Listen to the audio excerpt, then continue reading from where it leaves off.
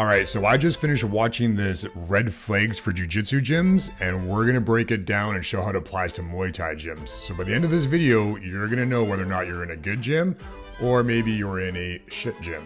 If you're new to the channel, my name is Dan Slobodan. I've been teaching Muay Thai for about 18 years. I have worked in about a dozen different gyms, and I've trained all over the world, in Europe, in Thailand, down in the States.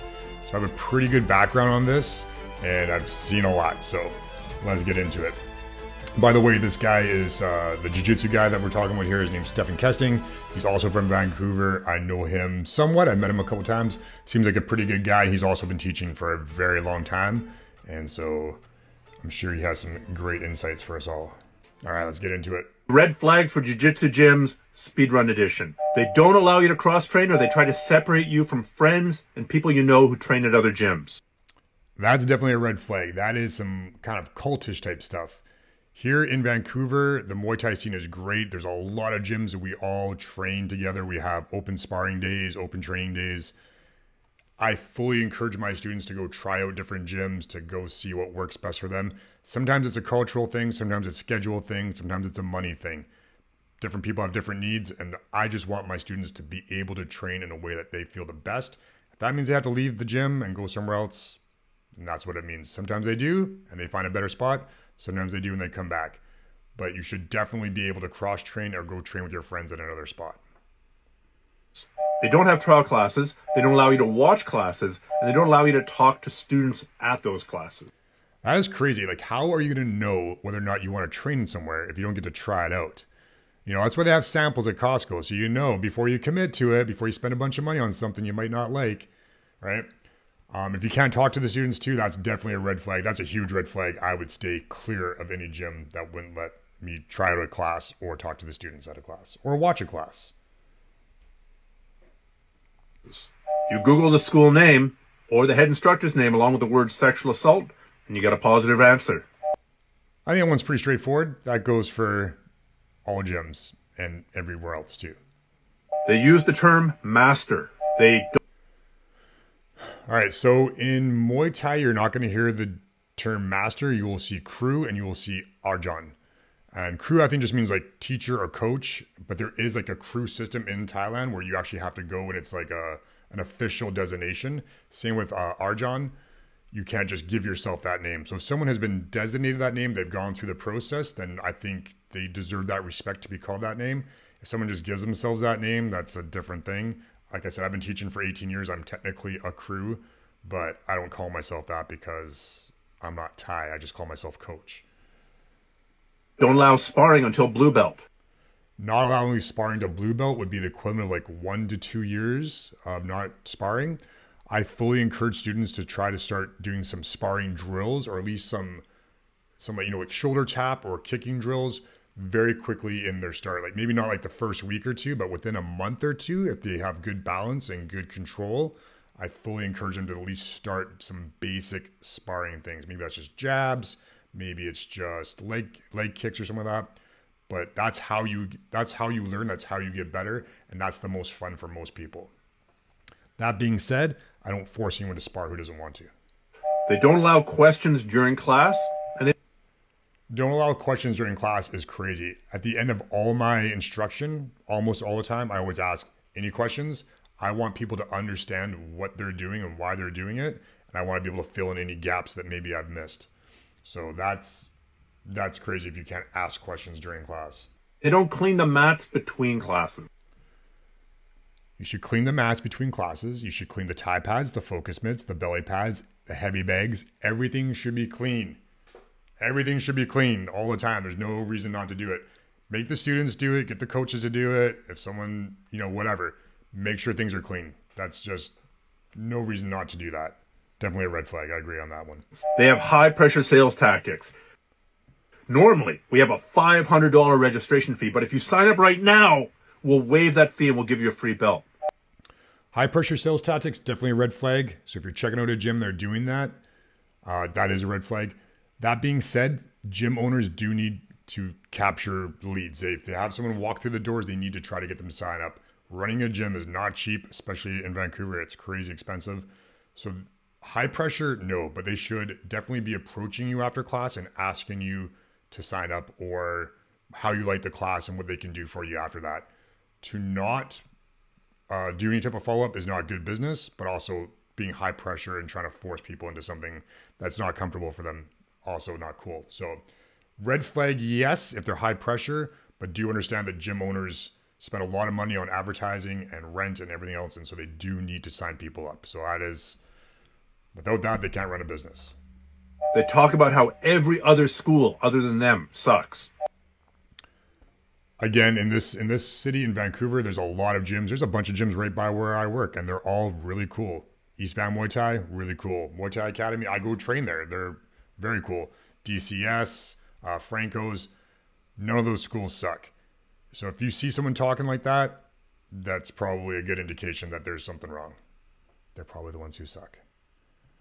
The instructor chronically dates his students, or they've had a massive exodus of their female students. Yeah, that's a red flag. You should not chronically be dating your students. It happens. People meet in the gym. They hit it off and whatever. But if an instructor is kind of making their rounds, so to speak, that is definitely a red flag. And if all the female students leave, that is also a red flag. Students. The instructor dispenses financial, medical, astronomical, or astrological advice. Yeah, those are all red flags. I go to learn how to punch people and kick them, and that's about it. I don't need any other advice. They don't allow you to compete except for in-house tournaments. The only exception to that would be for new people, right? Like if you have like in-house tournaments or smokers or something like that, you would encourage students to start there. And then once they kind of get the feel for it, once they get their legs underneath them, so to speak, then they should be able to move on into tournaments or full contact or whatever, whatever the process is, depending on where you live. So yes to in-house tournaments to start, but after that, they should be, if someone wants to compete, they should get as much experience as they can within reason. Anyone who leaves the gym gets banned and excommunicated. Nope, like I said, I've had students leave. I encourage my students to go cross-train, to go try boxing. Some of them have gone to try Taekwondo for whatever reason. They're always welcome back. I've never had a problem with that. Yeah, that's definitely a red flag. Any school at which any instructor has ever yelled, "break it," to one of the students while they were competing at a competition. Okay, so you're not going to see that in Muay Thai because we don't yell "break it." In full contact, you're going to have your coach try to get you to smash the other person, right? You're trying to knock the other person out. You're trying to break bones when you're throwing kicks. In-house tournaments, smokers, light contact tournaments, when you first start off, that should be with restrained contact. You shouldn't be smashing people at a smoker or at a amateur tournament. Unless it's supposed to be full contact and the only way you can win is with a knockout, then obviously that's a different story. An instructor who loses his temper, especially while lecturing you about how jiu-jitsu is great for developing self-control. Yeah, I mean, everyone has a bad day, and sometimes people have bad tempers from time to time, but if they're constantly blowing up and losing their shit in class, then that's definitely a red flag. I wouldn't want to be around someone like that. I've actually trained at one spot out east, out in Montreal, where the guy was a little unhinged, and needless to say, I left, a lot of other people left too. Instructors only pay attention to the top competitors in the school, top competitors. When I've had students competing, I make time for them outside of class time to work on what they need to work on, because in class, it's hard for a student to necessarily get all the attention that they do need. And that's why, because your attention's split up between all your students. So I make time for my competitors outside of class time as much as possible. And then that way, during class time, I can split my attention to everyone. I personally put my attention on the beginners the most because they're the most likely, they need the help the most. They're most likely to injure themselves. So I try to really focus on beginners. females, or spend the entire class on their phone. Yeah, you shouldn't be spending all your time on your phone. Like, I use my phone to set up a timer, to play music, maybe take a clip or two on Instagram or something like that. But I'm not texting people. I'm not screwing around on my phone. My phone is to the benefit of the class when I'm on it. This is where it's just impossible to put your membership on hold.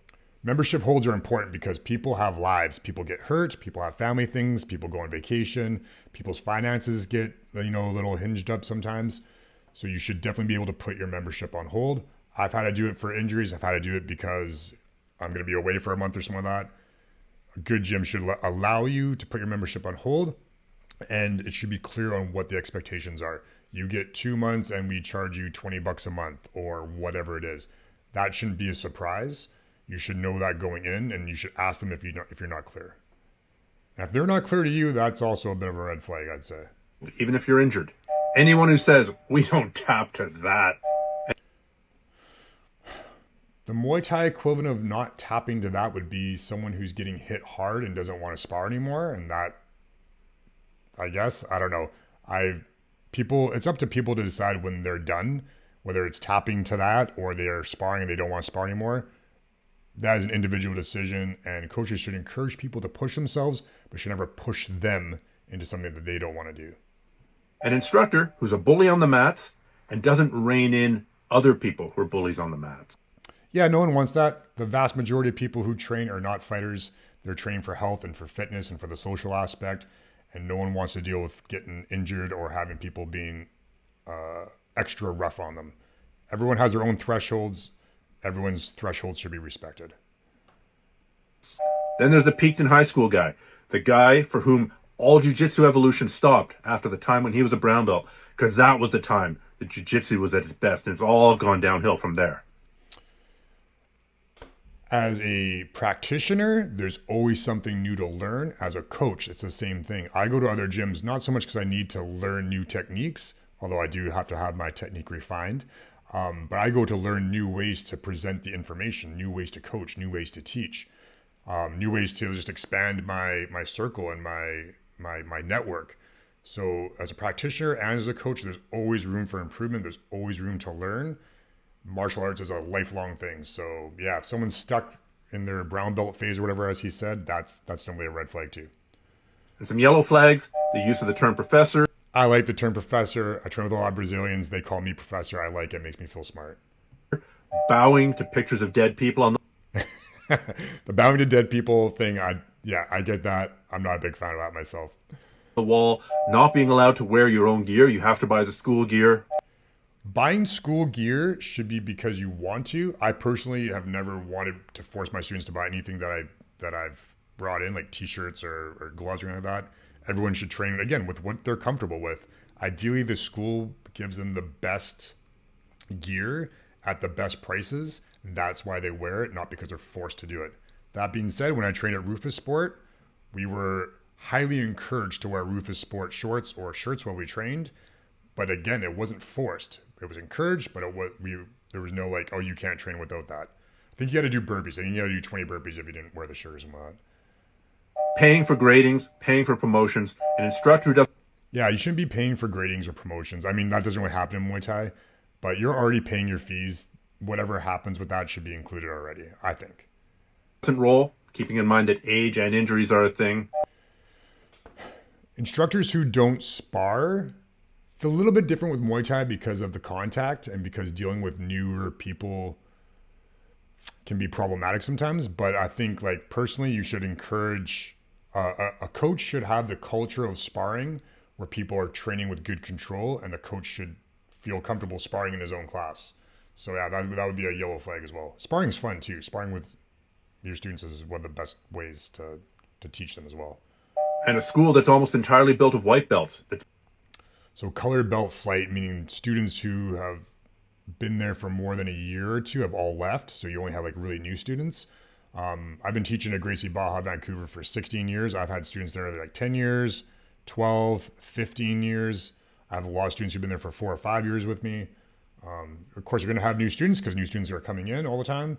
But you should definitely, if the gym's been around for a while, you should have some representation of the length of the students being there that same amount of time as well. It's been around for more than a year. Where did all the color belts go? We'll be doing a longer, more in-depth video on this. So yeah, so hopefully you have a good idea now of what to look for in gyms, whether you're signing up to a gym or you're already at one. Again, if you see these red flags, those are definitely good warning signs to maybe look for a different gym. And this is a new format for me to do videos like this. Let me know in the comments below if you like this type of format, if you want to see more videos like this, more breakdowns. Also, if you have any comments on these red flags, let me know in the comments down below. That's it for me though. Don't forget to hit subscribe, hit like if you enjoyed the video, and I'll see you guys in the next video.